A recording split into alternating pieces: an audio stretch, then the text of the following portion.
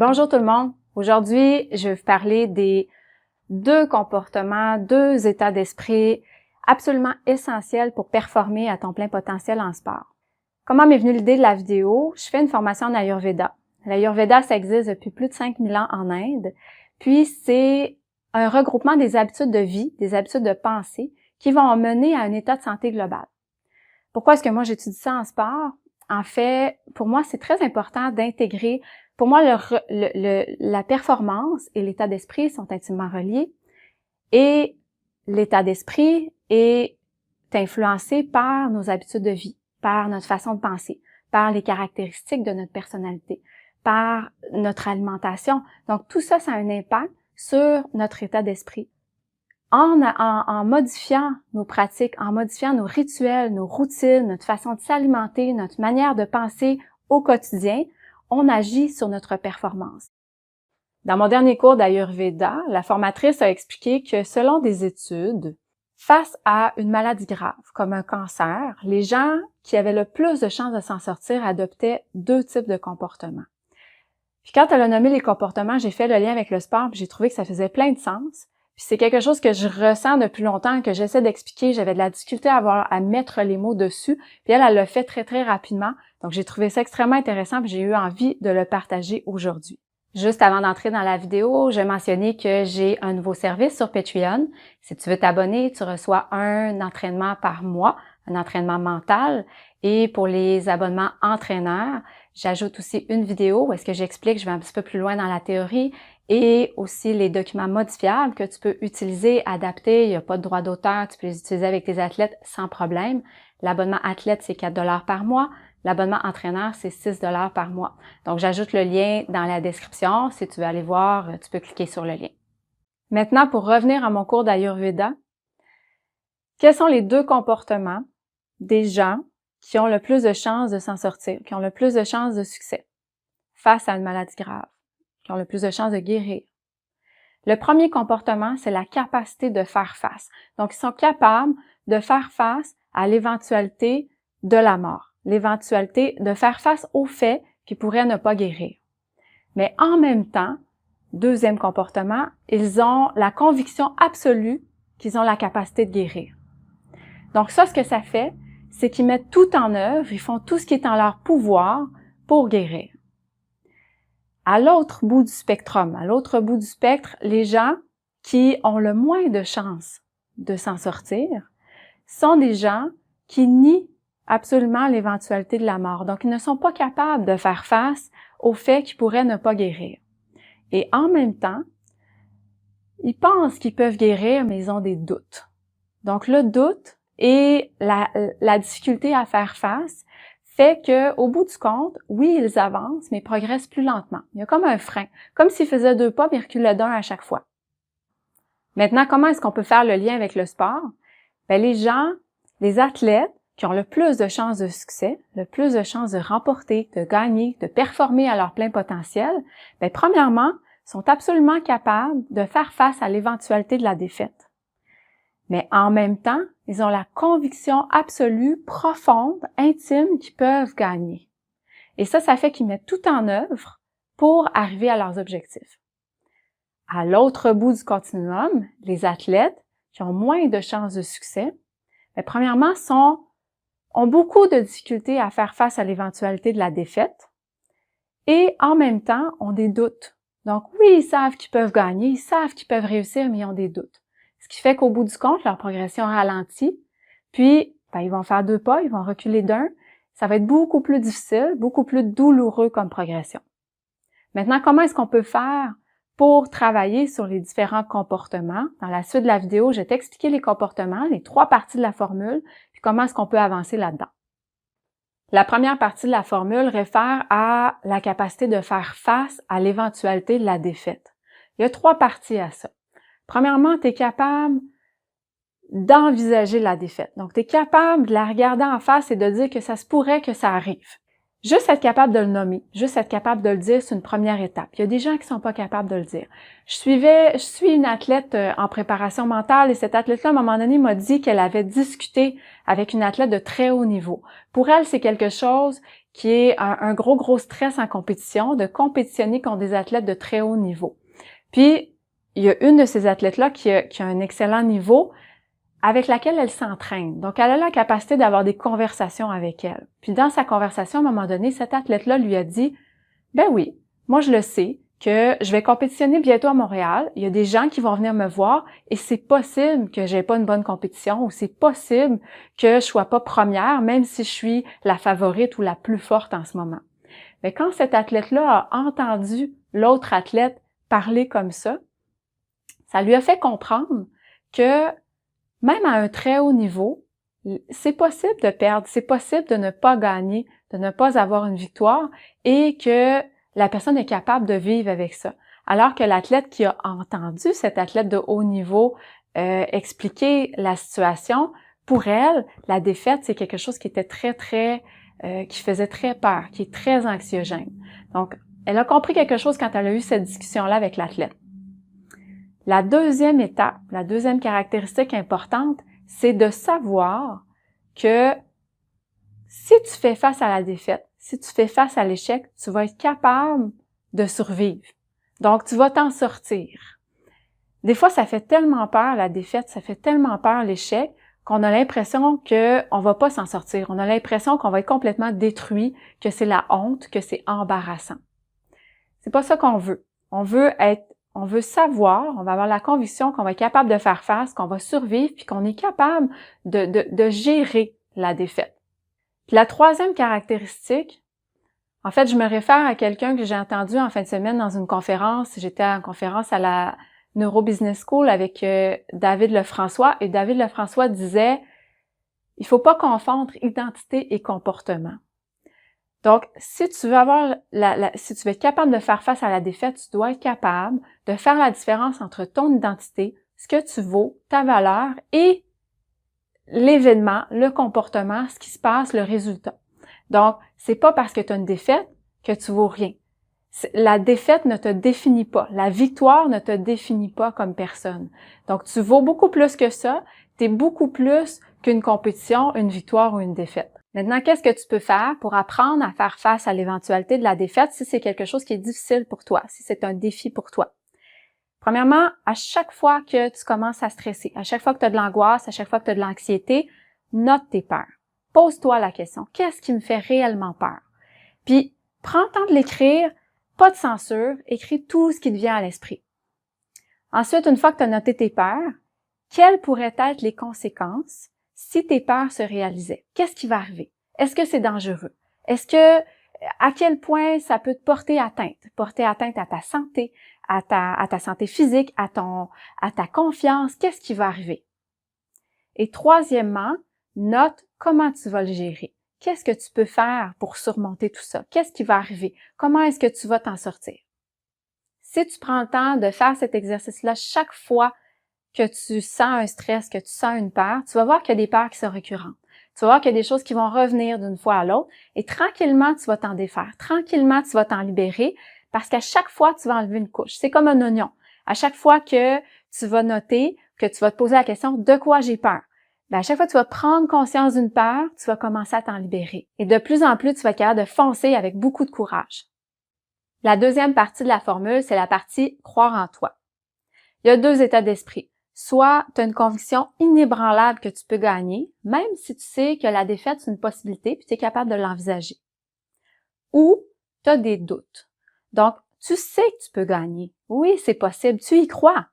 Mais il y a des choses qui t'empêchent d'y croire complètement. C'est-à-dire que, par exemple, ça peut être le niveau de l'adversaire. Tu dis, oui, je sais qu'on peut gagner, je sais que c'est possible, mais c'est un adversaire qui est vraiment fort. Ou, oui, je sais que c'est possible, mais il fait vraiment pas beau aujourd'hui, il vente, il fait froid, c'est difficile, ça rend le match plus difficile. Donc, on a toujours des petits doutes, on a des doutes qui entrent, puis ça, mais ça nous ralentit un petit peu. Puis en plus, généralement, quand on a des doutes, la défaite, on trouve ça embarrassant, on trouve ça honteux. Donc, on essaie en plus d'éviter l'échec à tout prix. Si tu es quelqu'un qui a tendance à avoir des doutes, je vais te donner 3 conseils pour augmenter ta confiance, donc croire en toi davantage. Premièrement, le premier conseil, c'est un peu comme le conseil précédent, comme les peurs, note tes doutes. C'est vraiment important que tu les notes. C'est important que ça devienne complètement conscient. Souvent, les doutes sont un petit peu inconscients. On est capable de les nommer, mais pas complètement. On n'a pas fait le tour de la question. C'est important que tu les notes et que tu prennes vraiment conscience de la nature de tes doutes et jusqu'où ça va, à quel point tes doutes sont forts, puis à quel point ils proviennent d'une croyance, à quel point ils sont vrais, à quel point ils sont peut-être aussi un peu faux. Donc, c'est vraiment important que tu sois capable de les définir de la manière la plus précise, de la manière la plus spécifique possible, parce que ça va te permettre de travailler avec ensuite pour t'en libérer. Ensuite, tu veux reprendre tes doutes un par un, puis noter des arguments ou faire le tour de la question pour vraiment comprendre en profondeur c'est quoi ton doute et noter ce qui pourrait aller à l'encontre de ton doute, des arguments qui pourraient défaire tes doutes, qui pourraient te faire arrêter de douter. Donc, par exemple, si tu as un adversaire plus fort que toi, si tu as déjà vaincu un adversaire qui est plus fort que toi, note-le. Si tu as déjà réussi à le faire, pourquoi tu réussirais pas à le faire contre cette équipe-là? Si l'équipe que tu rencontres s'est déjà fait vaincre par un adversaire plus faible qu'eux, tu peux le noter aussi. C'est quelque chose qui pourrait te donner confiance, qui pourrait effacer tes doutes. Donc, tu veux le faire pour chacun de tes doutes. Tu veux trouver des contre-exemples. Tu veux trouver des manières de un petit peu tromper ton cerveau pour être capable de te libérer de tes doutes et performer plus librement. Quand moi, j'ai commencé dans le milieu compétitif dans l'Ultimate, j'ai fait un premier camp de sélection. Puis, c'était la première fois que je faisais un camp de sélection. J'étais extrêmement stressée, puis c'est pas pour rien que j'étais en préparation mentale. Pour moi, la préparation mentale, c'est quelque chose dont j'avais moi-même besoin. Et à ce moment-là, la journée de la sélection, j'étais blessée. Donc, j'ai pas tout donné ce que je pouvais. J'ai montré ce que j'étais capable de montrer, mais je pouvais pas beaucoup courir. Donc, j'ai montré beaucoup de lancers. Mais finalement, j'ai été refusée. Donc, j'ai pas été acceptée dans l'équipe et c'était quelque chose qui a été très dur sur mon ego. C'était très dur sur mon moral, sur ma confiance. Donc, j'ai dû surmonter cette épreuve-là avec le temps. Une chose qui m'a aidée à surmonter l'épreuve, c'est qu'un ami que je connaissais, qui était près de moi, avec qui je jouais, lui avait surmonté la même épreuve l'année précédente. Donc, l'année d'avant, il avait été refusé avec l'équipe A. Puis finalement, il avait été pris avec l'équipe C. Donc, il n'avait pas été dans l'équipe A, il n'avait pas été dans l'équipe B, il avait joué avec l'équipe C. Puis quand il était revenu l'année suivante, donc l'année que moi, je n'ai pas été sélectionnée, il a été sélectionné sur l'équipe A. Donc moi, tout ce que j'avais en tête, c'était son succès à lui, qui avait réussi à passer de l'équipe C à l'équipe A en quelques mois. Donc, ça m'a motivé à pousser, à travailler fort. Il y a eu une deuxième sélection juste avant les championnats nationaux, puis il y avait une possibilité sur l'équipe A d'ajouter 3 nouvelles joueuses. Et 3 mois plus tard, j'ai été sélectionnée parmi les 3 nouvelles joueuses pour me qualifier pour les championnats nationaux.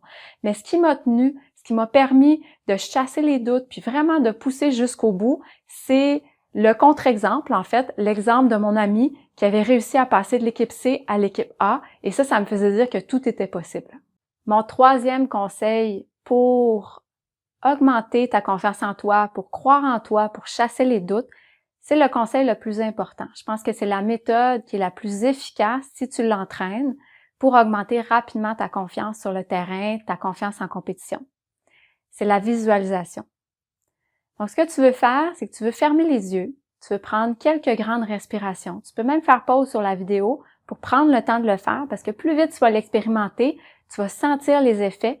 Il faut le vivre, il faut le faire. Donc, l'entendre, la visualisation, on en entend parler, mais si on ne l'essaye pas, si on ne se pratique pas, on n'aura pas de résultat. Donc, tu peux fermer les yeux, prendre 3, 4 grandes respirations. Quand tu respires, tu veux inspirer, gonfler ton ventre, gonfler ta cage thoracique, puis expirer en dégonflant la cage thoracique puis le ventre ensuite. Donc, pas juste par la cage thoracique. Souvent, on respire beaucoup par la cage thoracique, peu avec le ventre. On veut vraiment faire des respirations complètes. Une fois que tu as fait 3 à 4 grandes respirations, tu veux connecter avec un moment où tu t'es senti sûr de toi, où tu t'es senti confiant, confiante. Ça peut être en sport, idéalement c'est en sport, mais si tu n'as pas vraiment de moment en sport qui te viennent à l'esprit, tu peux prendre un autre moment en dehors du sport. Le but, c'est vraiment d'avoir le ressenti de la confiance. Donc, rappelle-toi un moment où tu t'es senti en confiance, où est-ce que tu t'es senti sûr de toi, puis connecte-toi avec la sensation. Prends 30 secondes, 1 minute, prends le temps qu'il faut pour vraiment bien faire grandir la sensation de confiance en toi. Tu peux voir les événements autour de toi qui se sont produits, qui t'ont donné cette confiance-là, puis tranquillement, tu peux laisser aller l'image des événements, tu peux laisser aller les paroles ou tout ce qui s'est produit, puis juste rester avec la sensation de confiance. Quand tu te sens bien, tu restes quelques secondes, quelques instants avec ça, puis après ça, tu peux tranquillement sortir, ouvrir les yeux. Chaque fois, en fait plusieurs fois par semaine, connecte-toi à ce sentiment de confiance. Le but, c'est d'être capable de le transposer. Quand tu sais comment tu le feels, quand tu sais comment c'est être confiant, comment est-ce qu'on se sent? Est-ce que je me sens grande? Est-ce que je me sens large? Est-ce que je me sens en paix? Est-ce que je me sens excitée? Comment est-ce que je me sens? Est-ce que je me sens heureuse? Est-ce que je me sens énergique? Comment est-ce que ça me fait sentir la confiance? Puis c'est différent pour chacun. Donc, c'est important que tu sois capable de savoir, toi, la confiance, ça te fait sentir comment? Puis d'être capable après ça de recréer cette confiance-là. Puis quand tu arrives dans des moments de doute, sur le terrain, en compétition, tu veux reconnecter. Donc, plus tu t'es entraîné souvent, tu peux simplement revenir rapidement à ta sensation de confiance et rapidement tes doutes vont s'en aller. C'est vraiment une question de ressenti. Puis le ressenti, c'est beaucoup plus fort que les paroles. Donc, des fois, tu as beau parler à ton cerveau puis dire « j'ai confiance en moi, je sais que je l'ai déjà fait », mais les paroles, c'est moins fort que les émotions, c'est moins fort que les sensations. Les sensations sont beaucoup plus fortes, donc plus tu vas être capable de recréer un sentiment de confiance sans avoir besoin des mots, plus ça va être efficace. Au final, quand tu es capable de faire face à l'éventualité de la défaite, puis de croire en toi, d'avoir une conviction absolue que tu peux gagner, le résultat, c'est que tu vas foncer. Tu vas foncer avec beaucoup de courage, tu n'auras pas peur. Donc, qu'est-ce qui va arriver? Tu vas être capable de prendre des décisions rapidement. Tu n'auras pas d'hésitation. Tu ne te poseras pas trop de questions, puis tu vas être capable d'oser, de prendre des risques. À l'inverse, quand tu as de la difficulté à faire face à l'éventualité de la défaite, puis quand tu as des doutes, ben tu vas te poser beaucoup de questions. Ça va être difficile de prendre des décisions. Il va toujours avoir trop de choix. Tu vas avoir de la difficulté à prendre des risques parce que la défaite fait tellement peur, c'est tellement embarrassant, c'est tellement honteux que prendre un risque, ça t'expose à la possibilité de la défaite. Mais le risque, c'est ce qui nous permet des fois d'arriver à un résultat extraordinaire. Donc, on doit être capable de le faire. On doit être capable de le faire dans un état d'esprit de courage. Si tu te rends compte que tu as tendance à avoir très peur de l'échec, qu'est-ce que tu pourrais faire pour avoir plus de courage, pour foncer encore plus? Je te donne 3 conseils. Le premier conseil, c'est tu dois apprendre à prendre tes propres décisions. Des fois, on va se fier aux autres. Des fois, on va se fier à notre entraîneur. Donc, il y a des athlètes pour qui c'est très difficile de prendre des décisions. Moi, comme entraîneur, souvent, il y a des athlètes avec qui, à chaque fois que je leur donne un choix, ils vont me dire, ils vont peut-être faire un choix, mais au bout du compte, ils vont me dire, qu'est-ce que tu en penses? Est-ce que c'est correct? Donc, si tu as tendance à demander aux gens, que ce soit en sport ou ailleurs, à demander aux gens de valider tes choix ou de choisir pour toi, apprends à prendre tes propres décisions. Puis, qu'est-ce qui vient avec ça? Ben, tu dois apprendre à assumer tes décisions, c'est-à-dire que accepter que tu peux te tromper. C'est apprendre à prendre des décisions, c'est un processus d'essai et erreur. Des fois, tu vas prendre des décisions, puis finalement, tu vas te tromper, mais c'est pas grave parce que tu vas apprendre quelque chose sur toi, puis tu vas avancer. Donc ça, c'est mon premier conseil. Deuxième conseil, quand tu te rends compte que t'hésites, apprends à entrer dans ton instinct puis aller avec le flow. Vas-y, prends une décision rapide. Arrête de penser. Juste, vas-y. Puis encore là, c'est un processus d'apprentissage. Il y a des moments où tu vas peut-être avoir de la difficulté à vraiment y aller avec ton instinct, aller avec le flow, mais c'est quelque chose qui s'entraîne. Essaie de le faire de plus en plus souvent. Plutôt que d'hésiter puis de garder cette hésitation-là longtemps, ben vas-y, fonce, essaie quelque chose. Mon troisième conseil, c'est d'apprendre à prendre des risques. En sport, essaie des choses. Prends un risque en compétition, prends un risque à l'entraînement, fais un lancer que tu ferais pas normalement, va un petit peu plus vite sur ta défensive alors que ça comporte un risque parce que tu pourrais te faire passer. Donc, essaie quelque chose, va un petit peu plus loin que ce que tu ferais d'habitude, sois un petit peu moins prudent, puis tranquillement, tu vas apprendre à jouer dans la zone de risque. Tu vas apprendre à être capable d'être plus alerte dans la situation, puis prendre des risques de plus en plus calculés. Puis, avec le temps, tu vas être capable aussi de prendre des risques de plus en plus grands. Encore une fois, c'est un processus d'apprentissage, puis les gens qui sont capables de prendre des grands risques dans la vie, ben c'est parce qu'ils ont commencé par des petits, puis tranquillement, ils ont appris à gérer le risque, puis à prendre des risques intelligents. En conclusion, les 3 parties de la formule pour avoir un état d'esprit gagnant. Premièrement, tu veux être capable de faire face à l'éventualité de la défaite. Deuxièmement, tu veux croire en toi. Et le résultat, c'est que tu vas foncer avec courage, sans peur. J'espère que mes conseils dans la vidéo te seront utiles. Si tu aimes la vidéo, donne-moi tes commentaires. Puis si tu ne l'as pas fait, tu peux télécharger mon e-book que je mets dans la description en bas. Et sur ce, je te souhaite un bon entraînement et à bientôt.